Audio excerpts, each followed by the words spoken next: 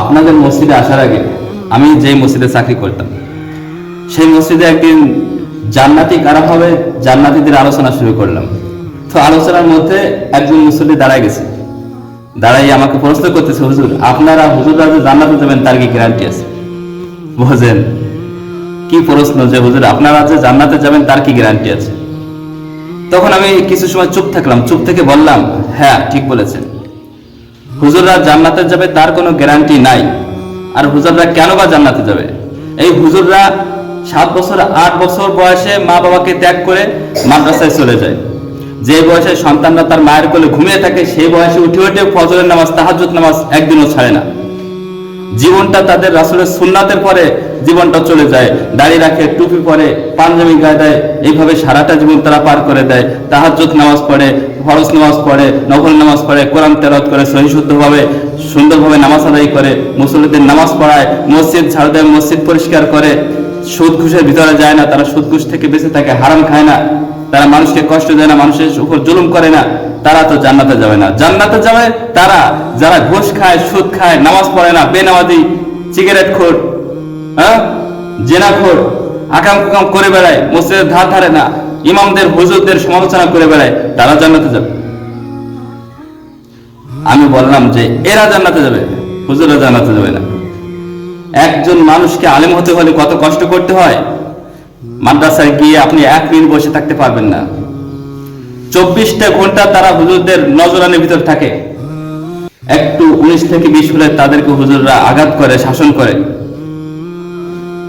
আমরা সেই ছোট্টবেলা থেকে যখনই মাদ্রাসায় ভর্তি হয়েছি, এই যে লম্বা জামাটা দেখেছেন, এই লম্বা জামাটা আমরা যখন তাহাজ্জুদের সময় হয়েছে তখন আমরা উঠেছি ঘুম থেকে উঠে আমরা এই জামাটা পরেছি, মাথায় টুপি দিয়েছি। সেইভাবে আমাদের একমাত্র গোসলের সময় পোশাকটা খুলেছি, গোসলের সময় পোশাকটা খুলে তারপরে গোসল করে এই পোশাকটা পরেছি, আবার খুলেছি তখন যখন আমাদের ঘুমানোর সময় হয়েছে, ঠিক তখন।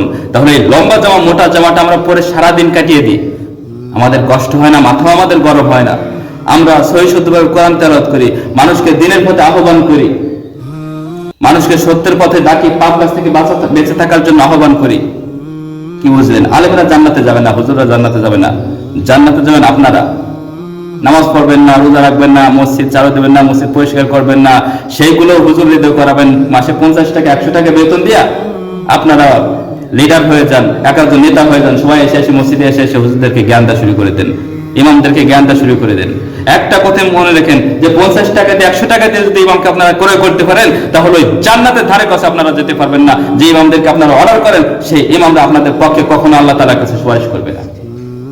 বাধ্য হয়ে হয়তো আপনাদের জন্য দোয়া করতে পারে, আপনাদের সামনে হাত উঁচু করতে পারে, কিন্তু যারা আলেমদের সমালোচনা করে, আলেমদের সাথে বেয়াদবি করে, যারা কথা অর্ডার করে, বাথরুম পরিষ্কার করতে বলে, মসজিদ পরিষ্কার করতে বলে, এই বাথরুম পরিষ্কারকারীদের পিছনে যারা নামাজ পড়তে চায়, এরা কখনো জান্নাতি হতে পারবে না, এরা রাসূল সাল্লাল্লাহু আলাইহি ওয়াসাল্লামের শাফায়াত কখনো পাবে না। একটু ভাবার চিন্তা করেন, যে আলেমরা আমাদেরকে জান্নাতে নেওয়ার জন্য এত চেষ্টা করে, যে হুজুর আমাদেরকে জান্নাতে নেওয়ার জন্য এত কষ্ট করে, মেহনত করে, আর সেই আলেমদের সাথে আমরা বেঈমানি করি, বেয়াদবি করি, তাহলে আল্লাহ রাসূল আমাদেরকে পরিচয় দিবেন যে আল্লাহ রাসূল সাল্লাল্লাহু আলাইহি ওয়াসাল্লাম বলেছেন যে নবী আলেমরা হচ্ছে নবীগণের ওয়ারিস মানে কি? বংশধর। নবী সাল্লাল্লাহু আলাইহি ওয়াসাল্লামের সময় চলে গেছে, নবী চলে গেছেন, আর আসবেন না নবী। তো আলেম ওলামারা আছেন, তারা হচ্ছে নবীগণের ওয়ারিস। তাদের সাথে যারা বেয়াদবি করলো, তারা নবীদের সাথে বেয়াদবি করলো, আর নবীদের সাথে যারা বেয়াদবি করলো, তারা কখনো কখনো আল্লাহর প্রিয় হতে পারবে না, আর কখনো তারা জান্নাতেও যেতে পারবে না। এজন্য সাবধান।